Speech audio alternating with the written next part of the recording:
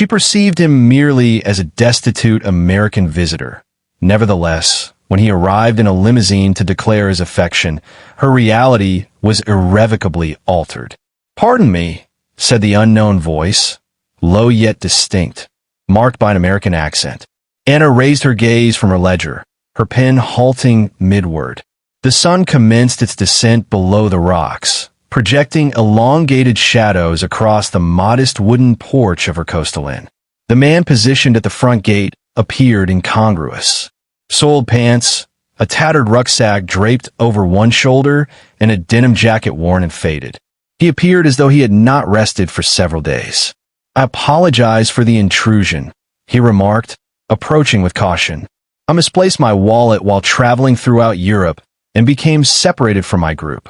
Anna squinted, becoming immediately vigilant. "So, you find yourself in a fishing village devoid of a train station, lacking direct bus routes, and absent of tourists during this season." The man raised both hands, half smiling. "It is an extensive narrative."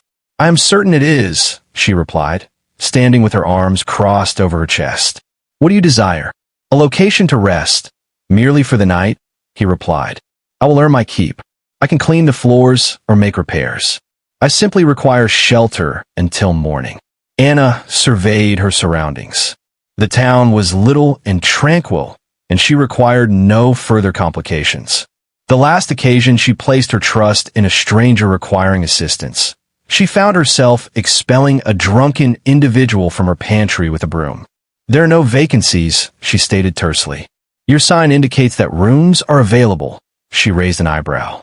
"Not intended for aimless individuals lacking identification in a tragic narrative." He blinked, then nodded gradually. "Understood. I apologize for the inconvenience." He pivoted and departed without objection, proceeding towards the cliffside trail. Anna observed him briefly, her heart hardened by past experiences, before retreating indoors. 2 hours later, while the wind howled and rain poured across the coast, she saw him again. His silhouette was crouched on the wooden seat beneath her awning, jacket drawn tightly around him, head lowered against the storm, as seen through the window. "Damn it!" Anna muttered a curse as she seized a towel and opened the door. "Greetings." The man gazed upward, his complexion ashen and lips suffused with a bluish hue. She exhaled audibly. "Enter before you submerge." He dried himself by the fireplace while she prepared tea in the kitchen, murmuring to herself throughout. She presented him with a steaming mug, setting it on the table without making eye contact. He expressed his gratitude softly. "Do not express gratitude," she responded. "You are residing in the storage room. Refrain from touching or stealing anything. I will not hesitate to contact law enforcement if you engage in any foolish behavior." He smiled involuntarily. "Do you comprehend?" She looked at him. "What is your name?" "James." "That is all you will provide me for the time being," he remarked, nonchalantly. "I shall acquire the remainder." By morning, the rain had subsided, along with much of Anna's annoyance. James had risen early, tidied the common room without prompting, and even chopped wood for the fire. She discovered him arranging logs by the shed when she stepped outside, a towel slung over his shoulder, his hair still moist. "You are not apprehensive about labor," she said. "Indeed not," he replied. "I'm not particularly fearful of much, with the exception of perhaps felines. They are untrustworthy," she remarked with a smirk. He remained for another night, and then another. Each day, he repaired something that had long been neglected: leaky faucets, creaky steps, and the cracked window in room 4. He prepared uncomplicated dinners for both of them. Although he rarely spoke of himself, he attentively listened to her. It was peculiar to have someone present. For 2 years following her mother's demise, Anna had managed the inn independently, rejecting corporate offers to purchase it and declining to transform her residence into yet another exorbitant resort. She was not easily trusting, not following the incident with Mark. However, James was distinct. She still harbored reservations about him. Not entirely. Yet, she observed his reluctance to request anything, even when his boots were drenched or his hands were blistered from laboring with boards.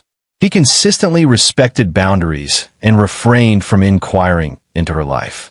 He simply existed in silence, as if he possessed all the time necessary for her to reach a decision regarding him.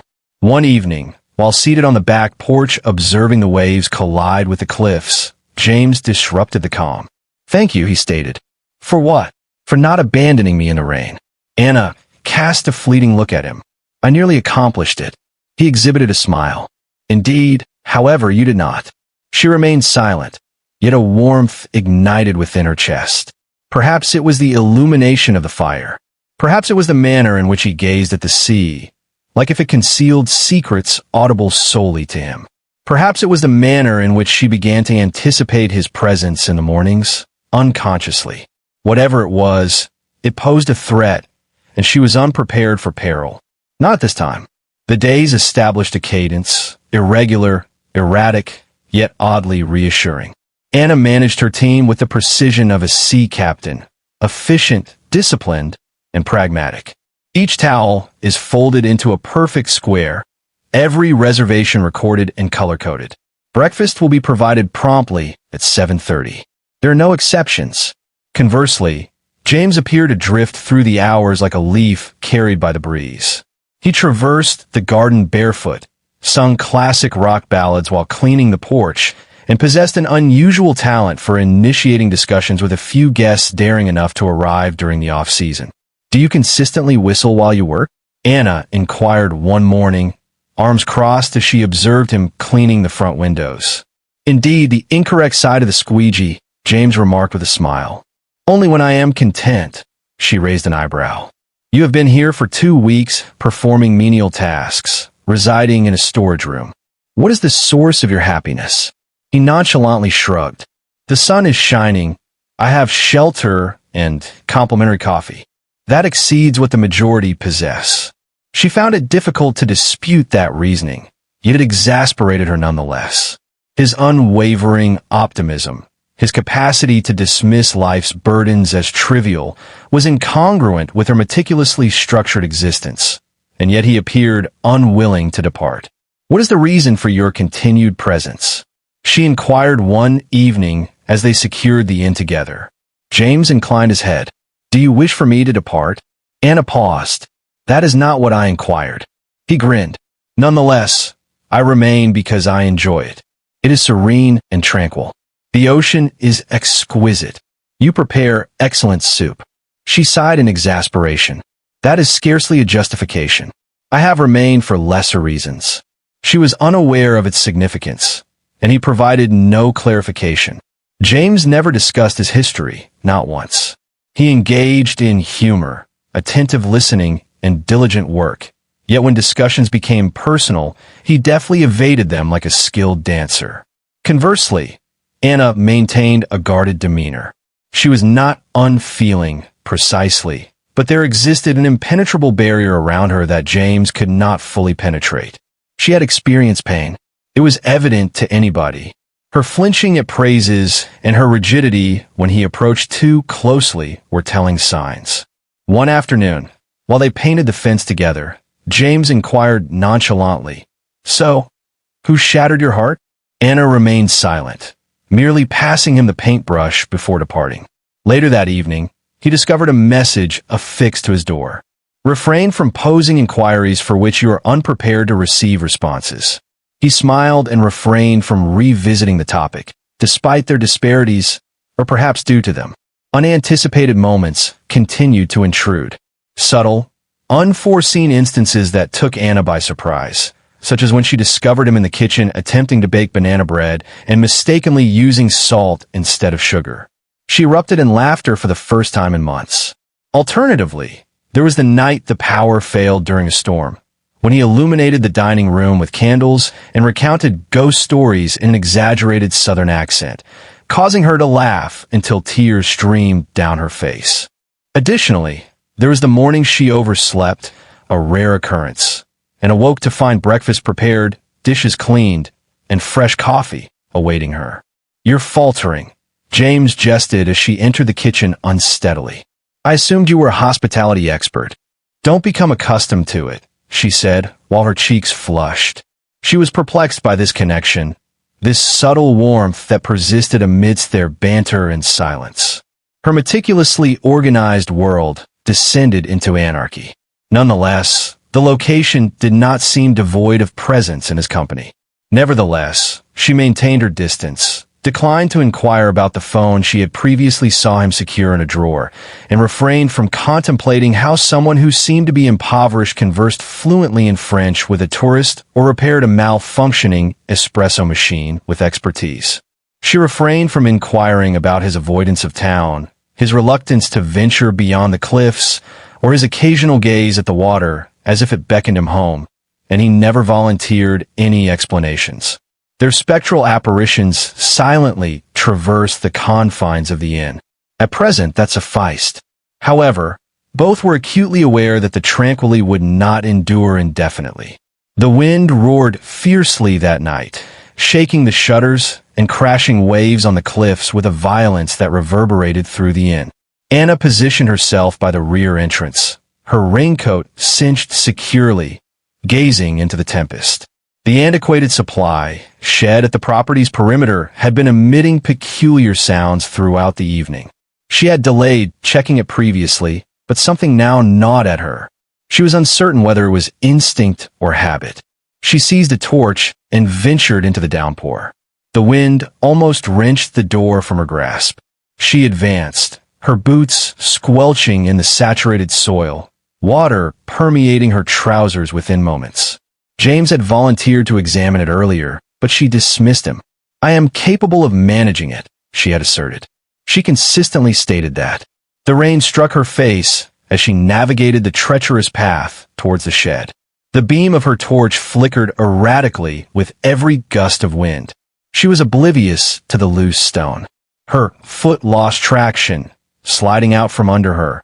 In an instant, she was descending the hill towards the precipice, the torch dislodging from her grasp. She yelled, although the wind absconded with the sound. Her hands clawed for grip on the damp grass, claws penetrating the soil, yet gravity prevailed. She collided forcefully with a ledge several feet below and exclaimed in agony. Her ankle twisted, rendering her immobile. Rain cascaded down her visage.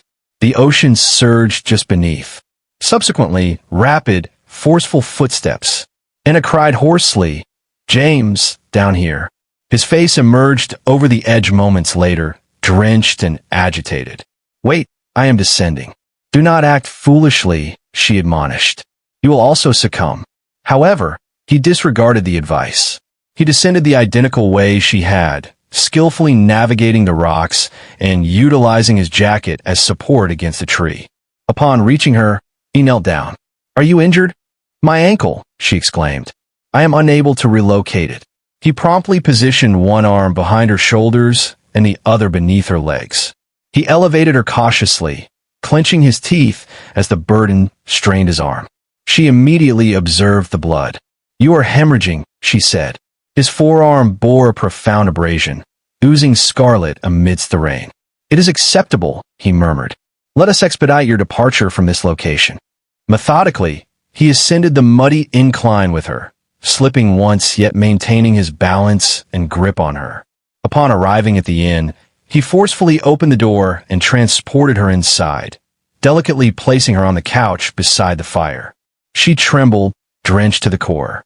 He seized blankets, towels, and other available items.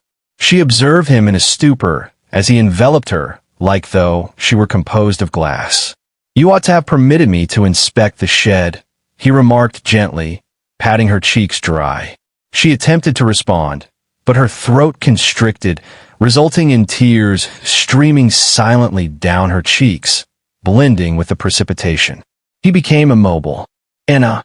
She inclined her body forward, pressing her forehead against his shoulder, her arms around him firmly. "I believe I was on the verge of death," she murmured. His arms enveloped her immediately, robust and comforting. "I have you. You are satisfactory. I have you." They remained in that position for an extended duration. The tempest continued to rage outside, yet it was somehow subdued by the synchronized rhythm of two hearts within a single room. An alteration had occurred, not through a kiss, confession, or dramatic event, but rather through a fall, a rescue, and an unrefined, vulnerable embrace. Anna remained close, and James did not release her. The inn had been notably tranquil that morning. The final weekend guests had departed prematurely, and the external wind had diminished to a soft murmur. Anna traversed the hallway, a cup of coffee in hand, reassured by the tranquility, until she discerned a voice, familiar yet muffled, demanding, emanating from the garden. She halted near the open kitchen window, attentive. "I instructed you not yet," James stated, his tone subdued yet resolute. "I am not prepared to return. I require additional time." It was a hiatus. He then stated, "Indeed, I comprehend the stakes. However, I stand by my words. I will manage it." Anna's heart raced. The voice was undeniably his, composed yet incisive, articulated in impeccable American English. Nonetheless, the remarks contradicted the easygoing, wandering handyman she had been familiar with. She inclined nearer and gazed through the drapes. James positioned himself at the furthest end of the yard, facing away from her, with a phone held to his ear, distinct from the broken, obsolete device he typically placed on the kitchen counter. This was an unfamiliar sleek black device. Upon concluding the call, he placed the phone into the inner pocket of his coat. Anna exited the premises. Engaging conversation. James pivoted gradually, taken by surprise. "Anna, I did not hear you," she remarked icily, arms crossed. "Whom were you addressing?" He closed and opened his eyes rapidly. It was simply "do not deceive." Silence extended between them like a tightly drawn wire. Ultimately, James exhaled deeply and massaged the nape of his neck. "It is intricate." Her gaze intensified. "That is not a response. I am unable to elucidate. Not at this moment." "Why?" she retorted. "You are not who you claim to be. You have been concealing a second phone since your arrival." He averted his gaze. "That was my suspicion," she murmured. "Anna, heed me." "No," she interrupted. "I welcomed you into my home and my life. I place my trust in you." "I never solicited that," he replied softly. "I informed you of my transient presence. Nevertheless, you persist in feigning, leading me to perceive you as merely an individual with a troubled history and a benevolent disposition." His countenance altered, anguish momentarily evident in his gaze. "Do you believe I am deceiving you?" he stated. "I am uncertain about my thoughts." She responded, "Clearly, I do not know you at all." He advanced a step. "Please grant me time." "Time for what?" "To vanish into the night, to contact whoever that was, and inform them the task is complete." "Anna, I desire your departure," she stated, her voice trembling. "Today." James remained motionless, as if he wished to articulate further, yet ultimately he nodded once. "I comprehend." Without uttering another word, he traversed past her through the inn's entrance and ascended the stairs to collect his belongings. Anna did not observe his departure, but upon hearing the gentle click of the front door closing for the final time, it resonated more profoundly than any tempest.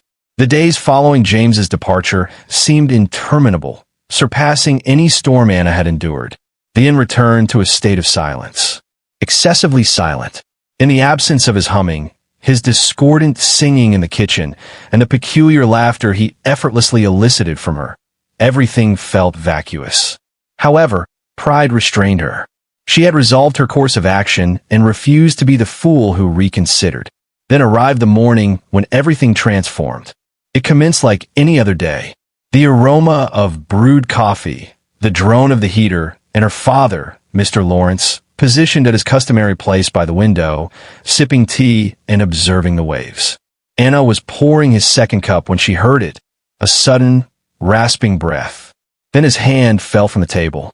"Dad," he attempted to articulate, but the words emerged distorted. His eyes rolled back. "Dad," she screamed. The teacup fragmented on the floor as she hurried to him. His body was flaccid, his respiration shallow and irregular. Panic seized her as she attempted to elevate him for a reaction. He remained motionless. She fumbled for her phone with trembling fingers, but amidst the turmoil, it slipped from her grasp and clattered beneath the counter. "Somebody help!" She wept. "Please, someone!" Suddenly, James appeared, entering like a tempest, drenched from the rain, his eyes aflame. He knelt beside her father and quickly evaluated the situation. "He is having a stroke," James declared urgently. "Call emergency services immediately." Anna remained paralyzed. "My phone. It fell." James was retrieving his phone from his pocket, simultaneously dialing emergency services with one hand while initiating CPR with the other. "Stay with me, sir," he stated composedly as he commenced chest compressions. "Do not surrender now." Anna observed in astonishment, tears cascading down her cheeks. He was meant to be gone, yet he had never truly departed. She collapsed beside him, grasping her father's hand, murmuring prayers amid her sobs. Please do not take him from me as well." The ambulance arrived moments later.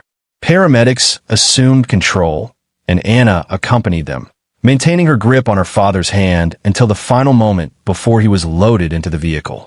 James remained at a distance, silent, with rain cascading from his coat. As the ambulance vanished over the hill, Anna turned to confront him. Her eyes were swollen, and her voice was hoarse. "Why?"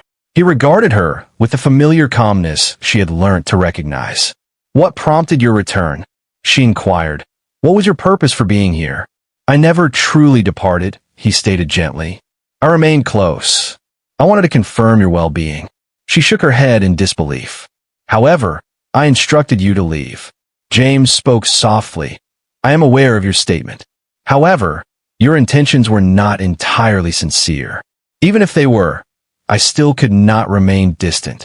Her voice faltered. "You preserve his life." James advanced, his gaze probing hers. "Because he is your father. And you? You are not merely an individual with whom I cohabited. You are not simply an innkeeper in a town I fortuitously encountered." "Then what am I?" she inquired, her voice scarcely above a whisper. He paused, then stated with subdued certainty, "You are the sole place where I have ever felt at home." Anna gazed at him, her breath momentarily halted. Tears cascaded down her cheeks once more. However, this time, they were not a result of dread. She advanced, extended her hand, and clasped it firmly.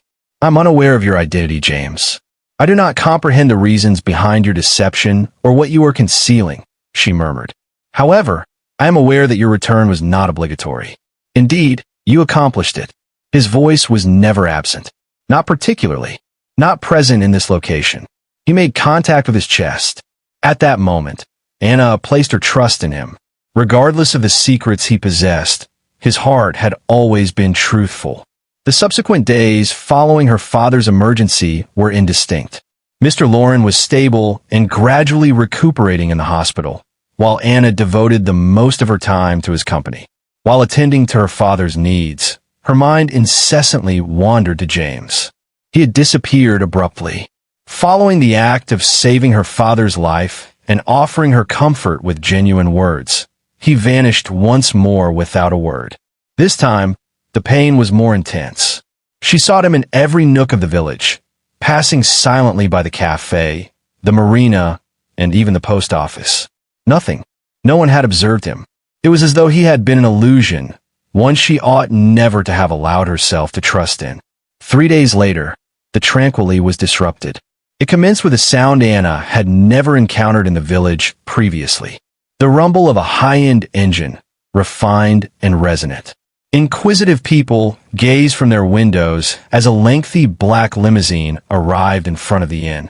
The locals congregated as moths are drawn to a flame. Whispers ascended in the breeze. Who is that individual? Is there a notable individual? It must be a wealthy American. Anna was positioned at the reception counter as the limousine doors opened. The initial individual to appear was a man clad in a sophisticated gray suit and equipped with an earphone, evidently a bodyguard. Subsequently, another individual arrived, attired in a tailored blue suit and carrying a leather folder. Then there was James, though not the James she recognized. He exited the vehicle as if he were from an alternate realm. His dark suit fitted his physique wonderfully. His footwear shone. His hair was slicked back. Every aspect of him refined and composed. The tattered trousers, boyish smiles, and humble hands that repaired broken fences were no longer present. This individual was formidable, authoritative, and unfamiliar. Anna remained immobilized behind the counter, her breath suspended in a state of both wonder and treachery. James approached the door with composed assurance, flanked by the bodyguard and assistant like shadows. Upon his entrance, the bell above the door emitted a gentle jingle, an unexpectedly mundane sound in the bizarre atmosphere. He halted at the entrance, his gaze seeking her. Upon meeting her gaze, a flicker appeared in his expression. "Anna," he uttered gently. She was unable to respond, her legs immobilized beneath her. The townspeople outside murmured vehemently. "What brings you here?" she inquired, her tone composed and measured. He stated that he had come to explain. "Clarify what?" She broke down. "You have been deceiving me since our initial encounter." "I have never deceived," he stated softly. "I merely withheld certain aspects of the truth." Her laughter was arid. He approached closer. "It is the same matter. I am James Donovan, and my family owns Donovan Media Group, located in New York." Anna blinked, astonished. "I required an escape," he elaborated. "From the anticipations, the political landscape, the representation. I desire to explore the world unaccompanied by cameras or attended to by aides. I sought authenticity. You have chosen to assume the role of a destitute traveler and seek refuge in my inn." Her voice quavered with suppressed anguish. He stated that aspect was not premeditated. "I became disoriented, quite literally. I intended to meet a friend in Marseilles, but inadvertently boarded the incorrect train. Upon discovering this settlement, it exuded tranquilly. I intended to stay for one night, yet you remained in my residence," she remarked. "You partook in my meals, my existence," he acknowledged. "The more time I spent, the less I desired to depart." Anna averted her gaze, her hands balled into fists. "You allowed me to believe you were a different person. I confided in you. I placed my trust in you." "I am aware," he responded promptly, "and I shall never absolve myself for violating that trust." She gazed at him once again. This man, impeccably attired and bearing an ideal name, stand in the very location where a barefoot, rain-soaked James once knelt beside her father and preserved his life. "You ought to leave," she stated, her voice scarcely audible. James's jaw tightened. "Kindly allow me to express my thoughts." "Why?" she inquired. "Thus, you can assuage your guilt and return to your penthouse?" He responded in the negative. "None of that is significant. Neither the wealth, not the reputation, nor the attire. The one authentic entity I discovered was you." She gazed at him impassively. He inhaled. "I remain the individual who prepared banana bread with salt for you.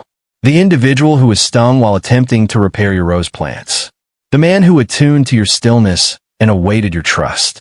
A silence extended between them. Anna remarked softly, "You deceived through omission, and it inflicts greater pain than any verbal falsehood." James acknowledged her statement, his voice nearly faltering. "I am aware." He set a tiny envelope on the counter. "This is a deed," he stated, "conferring partial ownership of the inn solely to your name. No obligations, no gratitude required, merely safeguarding should you ever require it." She refrained from touching it. He pivoted towards the entrance, his shoulders burdened. Upon his exit, the murmurs reemerged. Anna remained behind the glass, observing him depart, her world in disarray. He did not return as a vagabond. He returned as a monarch. However, the individual she had developed feelings for had consistently been James. She was uncertain which version she longed for more. A week had elapsed since the limousine disappeared down the antiquated cobbled lane. It had been a week since James departed from the inn once more. However, this time, it was not stillness that permeated Anna's days. It was cacophony, disruption in her chest, in her thoughts, in her emotions. She recounted every word he uttered, every caress, every moment that had seemed authentic. However, was it all an intricate act by a man who possessed everything yet opted to adopt the guise of one who possessed nothing? The sun was commencing its descent behind the waves when she re-entered the vacant dining room, then regained its tranquility. The number of guests was limited throughout this season, and her father remained in the hospital recuperating. The pain in her chest mirrored the silence surrounding her until the bell above the door chimed. She pivoted abruptly, and there stood James. Without a bodyguard, limousine, or fancy suit, he is simply James. Minutely creased shirt, recognizable boots, and eyes brimming with unrefined vulnerability. She gazed at him. "You have returned. I had to be present. Your presence is unwarranted." "I am aware," he replied softly. "However, I felt compelled to make one final attempt." He advanced, clutching a weathered leather folder in his hands. I presented the truth unequivocally this time, in its entirety. No facades, no concealed devices. He placed it delicately on the counter. "That is my file, my identification, my familial information, everything. You may read and verify it, yet holds no significance until you comprehend one fundamental aspect." She crossed her arms as he met her steady gaze. "I did not intend to mislead you. I desired to exist as an individual without a label, to be perceived without the burdens of affluence or expectation. You provided that to me. You perceived me as a man, not a mere brand," she replied, shaking her head in distress. "Yet, you allowed me to develop feelings for someone fictitious." "No," he responded gently, moving closer. "The man who grasped your father's hand, who concocted the most dreadful banana bread in France, who stood in the rain merely to ensure your safety. That individual consistently exhibited authenticity." Anna's mouth parted. However, no words emerged. James inhaled slowly, retrieved a small, unmarked velvet box from his pocket, and knelt. Anna's breath hitched. "I'm not proposing Donovan Media. I'm not presenting my surname, my affluence, or my existence," he stated. "I'm extending to you the most flawed aspects of myself, the fearful elements, the damaged facets, those that do not garner attention. I wish to love you with the most impoverished heart I possess, as that is the sole incarnation of myself that has genuinely belonged to you." Her eyes brimmed with tears. "I possess everything, Anna," he said, "yet none of it holds significance without you. You are the sole entity that has ever evoked a sense of humanity within me." She clasped her mouth with one hand, overcome with emotion. "I am uncertain how to trust you again," she confessed, her lips quivering. James presented the ring. Unadorned, modest, yet sincere. "Do not rely on the headlines. Do not depend on wealth. Trust this." He placed his hand over his heart, the only part of me that has never deceived. A prolonged silence enveloped the room. Gradually, Anna advanced. She declined the ring and grasped his hand. "I still detest banana bread," she murmured. James chuckled, tears welling in his eyes. "I shall never bake again." In that serene, quaint inn by the sea, with salt in the air and love in the silence, she acquiesced. She did not express her affirmation verbally. She conveyed it through forgiveness, which was paramount. 1 year later, the seaside resembled a scene from a fairy tale. White roses ascended the trellises, fluttering ribbons swayed in the ocean breeze, and fairy lights shimmered in the trees bordering the garden.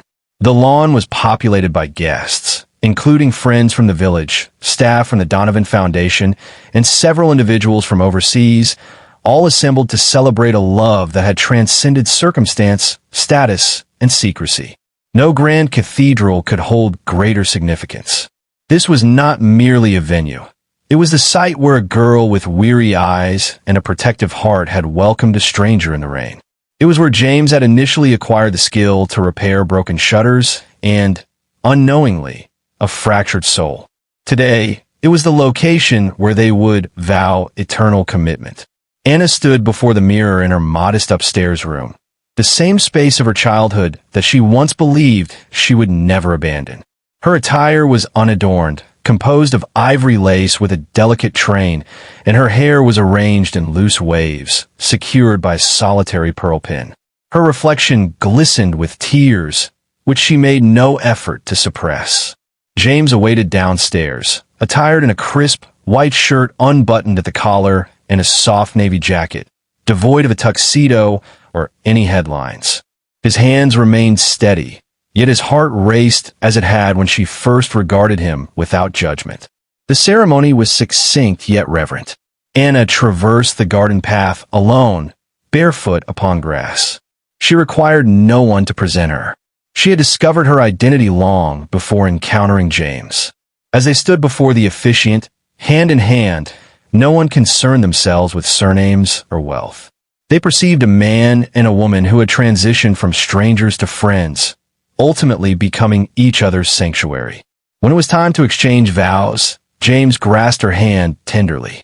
"I arrived seeking anonymity," he stated, "and instead encountered the singular individual who genuinely perceived me, even when I was unprepared to be acknowledged." Anna smiled, tears cascading down her cheeks. "And I," she responded, "erected barriers so formidable that I believed no one could surmount them. Yet you did not ascend. You remained with serene patience until I was prepared to unlock the door." Upon the utterance of vows and the exchange of rings, the audience responded with gentle applause, as James kissed her with a sense of assurance and a desire to safeguard. That evening, beneath a star-studded sky, James accompanied her in the garden. "I have something to reveal," he stated, guiding her to the boundary of the estate where the inn met the precipice. On a wooden sign, the words were newly inscribed: "The Haven Project, a coastal sanctuary for families in need." Anna inhaled sharply. "I have transferred the land," James stated. "The entire estate is now yours. Yours to mold into whatever provides you solace." "I believed you cherished this place as it is," she murmured. "I cherish it for what it provided me," he responded. "Now it is time for it to benefit others." Anna turned to him, feeling overwhelmed. "How do you always discern precisely what my heart requires?" James moved closer, cradled her face with both hands, and pressed his forehead against hers. "You believed I was merely a wayward traveler," he whispered. She smiled through her tears. "You were." He kissed her softly and then murmured against her skin, "But you were the one who brought me home. We appreciate your participation in this remarkable trip. From a tempestuous night outside a modest inn to a nuptial celebration beneath the stars, James and Anna's narrative illustrates that love is not rooted in affluence or social standing, but in serene moments, sincere hearts, and the fortitude to remain when departure is the simpler choice. If this narrative resonated with you, elicited a smile, or prompted tears, please contemplate supporting other stories of this nature by clicking the subscribe button. Additionally, ensure that you activate the notification bell to avoid missing the subsequent narrative that might potentially transform your day or your life. At Soul-Stirring Stories, we assert that occasionally a singular narrative can mend a heart. A solitary moment can alter a life. Genuine love is invariably worth the wait. Until we meet again, continue to have faith in second opportunities. Maintain an open heart and constantly recall that the most impactful narratives are those that encounter you unexpectedly. These are soul-stirring narratives, each one resonating with your emotions.